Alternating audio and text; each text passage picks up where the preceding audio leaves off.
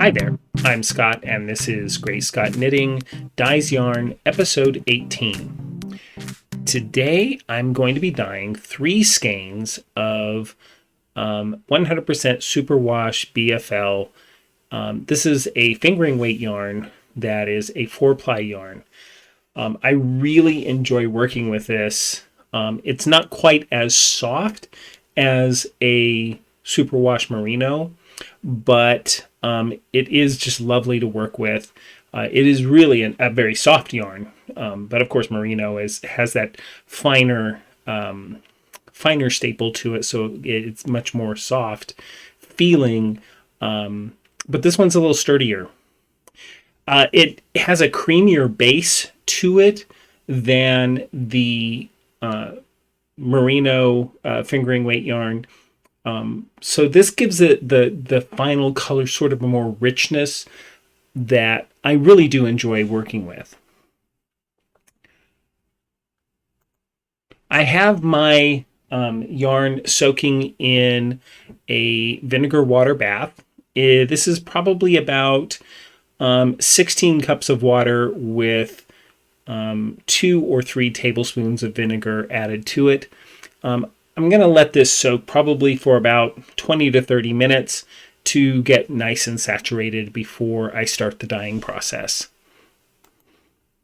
The dye I'm going to be using is Wilton's food coloring, so I can use my regular pots and pans for this process of dyeing. If I were using commercial dyes, I would have to have dedicated dye equipment, and I'm not yet moved to that level, but some point this year, I really do intend to make that shift into making use of some commercial dyes.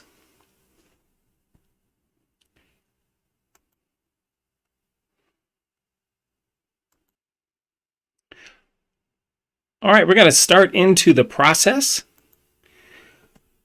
I'm going to be using a couple of techniques on these different ones. To start off with, I'm going to be using just sort of a dump technique on a lightly twisted skein.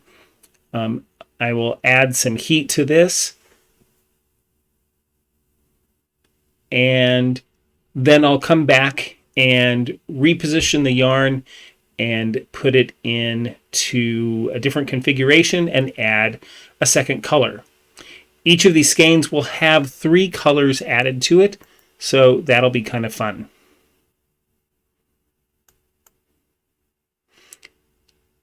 With that first color fully absorbed and set, I'm going to now add the second color. I kind of retwisted the skein a little bit, and there is a little bit of water still in my dye pan, so that some of this color will move around a bit. So this is a slightly deeper color of blue that I'm adding, just to give a little bit more depth of shade. And we'll let this absorb, and we'll come back and add the third color.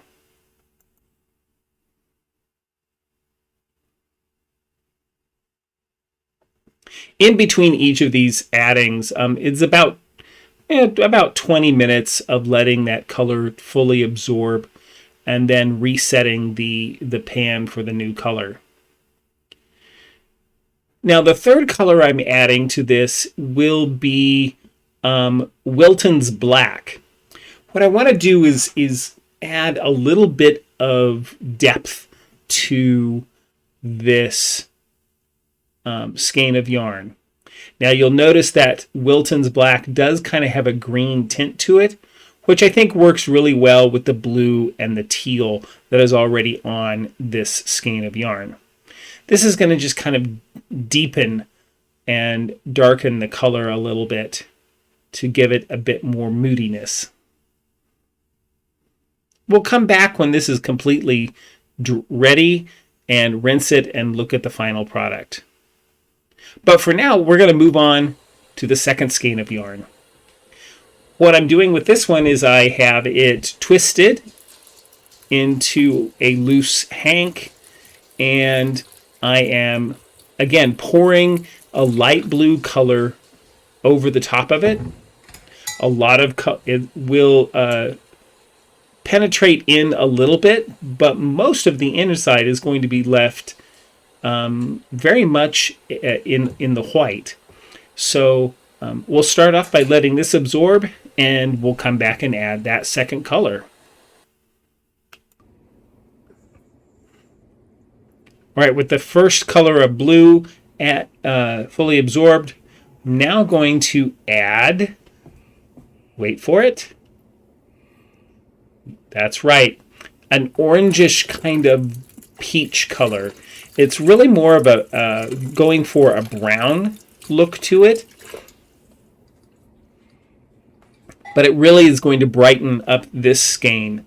So I'm pulling over a color from that first skein into the second one, and then sort of changing things up to give this some character and interest. Once this has fully absorbed, we'll go on to color number 3 on this second skein. All right, so there we have our skein with a little bit of blue and a little bit of brown. I have it twisted up again a little bit, and now I'm going to add the third color, which in this case is a magenta, or some kind of a pinkish purpley color. I think this will really play well with the other two colors to make a really lovely variegated skein. Again, we'll look at how this one turns out at the end, but for now, skein number 3. Again, slightly different configuration, twisted in a smaller pan.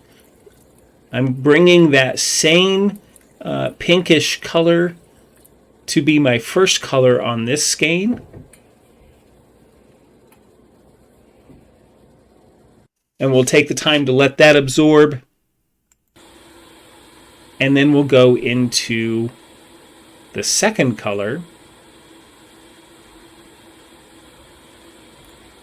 And again, I'm twisting the skein up a little bit for a little bit of resist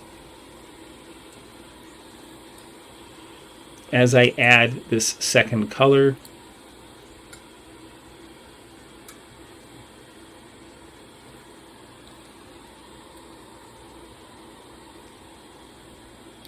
Now the second color I'm adding here is more of a light brown.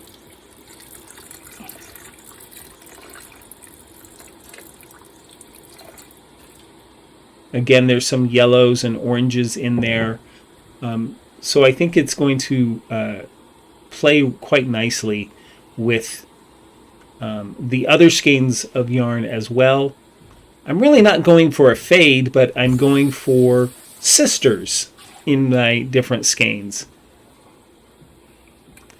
So we'll let this brown absorb into this final skein and then move on to our last color.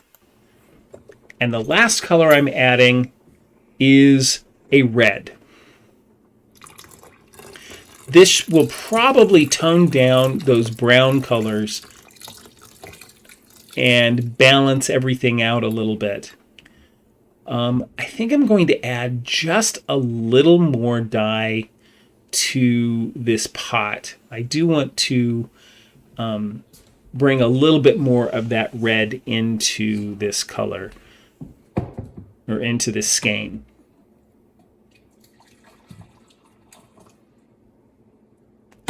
So here in a moment, I think I'm just going to add that little bit more red dye.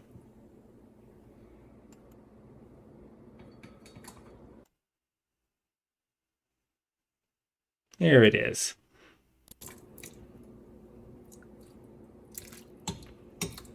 Again, wanting to just sort of warm up this skein a little bit and balance it.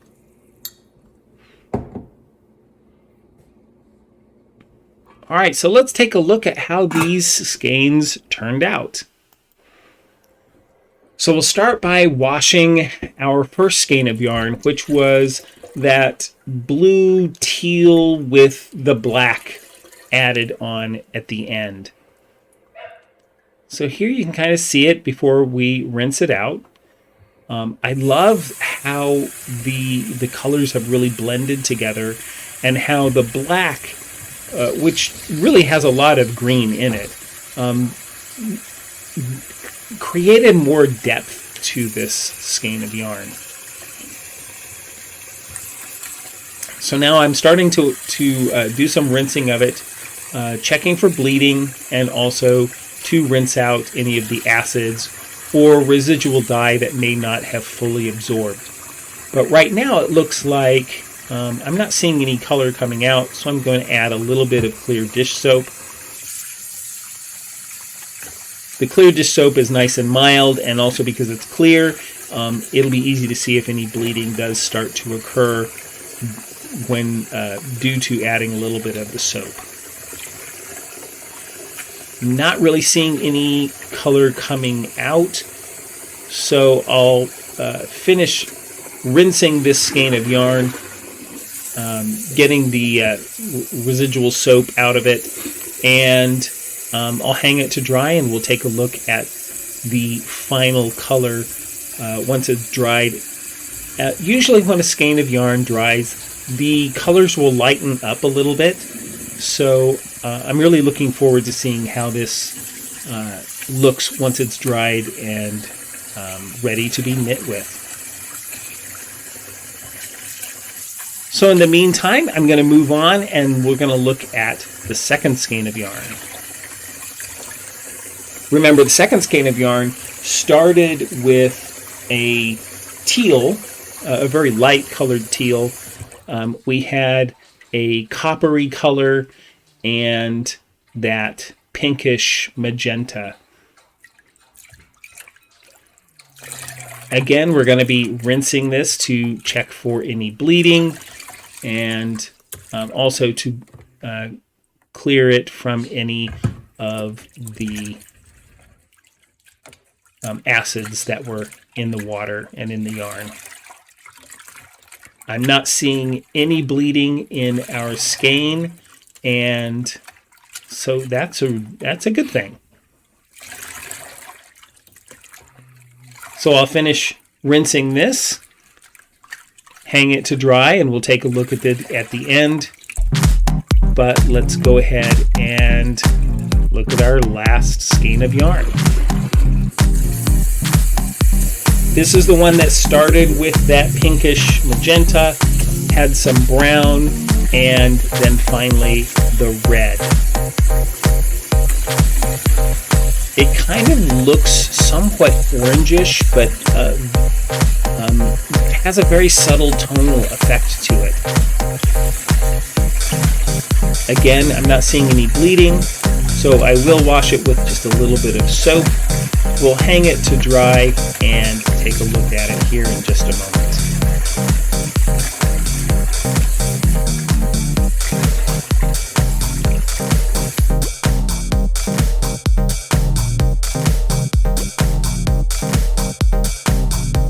So here are our three skeins.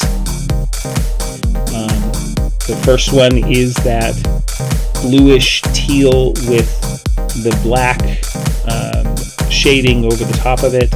Second one is that teal with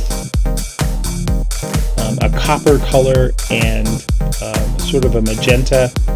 And then the final one is that magenta with brown and red. I really love how all three of these turned out. I wouldn't call these a fade, but they are all related. They are what I would call sister skeins. So here is that first skein. I really love the non-repeating tonalities of it. I think it'll look very lovely once knit up. And it has some depth to it, which I think is just going to be a stunning addition to whatever I use it in. Here's that second skein, which has a much more variegated look to it. Again, very non-repeating, and I just love how the different colors are playing with each other. Some more deep, others very, very light.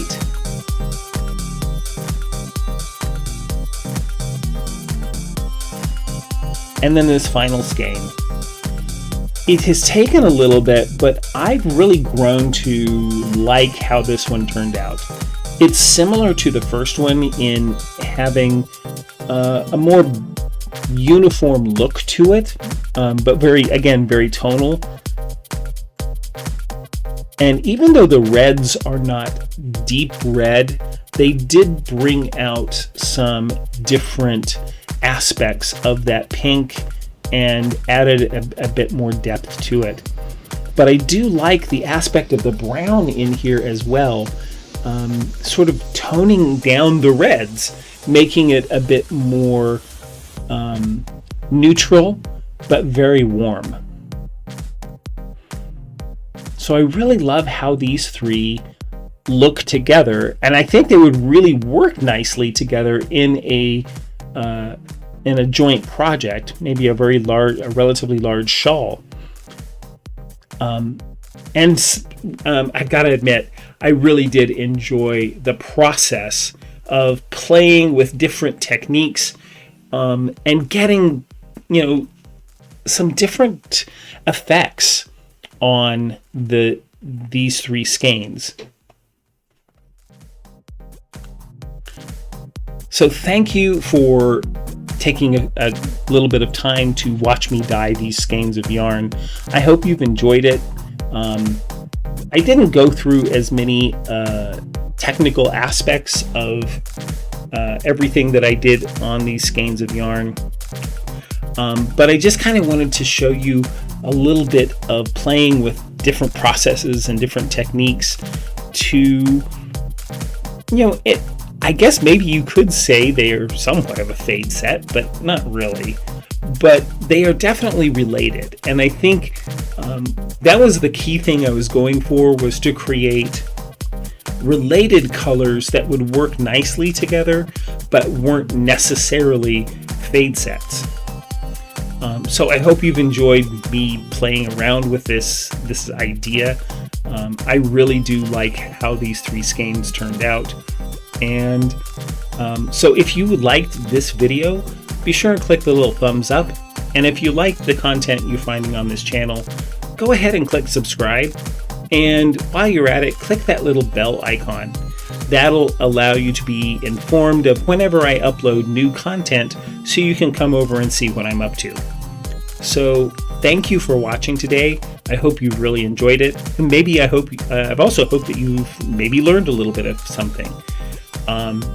So until next time, may you have peace in your home and the joy of and the wealth of joy for all who dwell there. Thanks a lot. Bye.